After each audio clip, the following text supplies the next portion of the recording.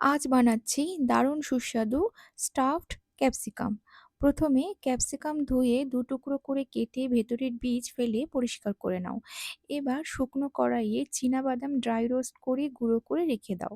একই কড়াইয়ে ২ টেবিল চামচ বেসন সোনালি রং হওয়া পর্যন্ত ভেজে তুলে রাখো।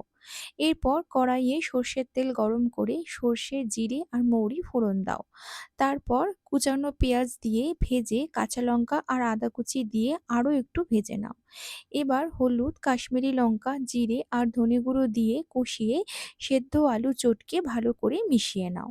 এরপর ভাজা বেসন, বাদামের গুঁড়ো, আমচুর পাউডার, কাসুরি মেথি, গরম মসলা, লবণ আর ধনেপাতা কুচি দিয়ে ভালো করে কষিয়ে নিলেই পুর তৈরি।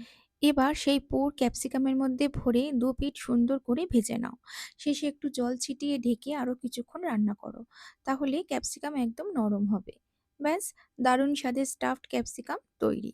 একবার বানিয়ে দেখো কেমন লাগলো অবশ্যই জানিও।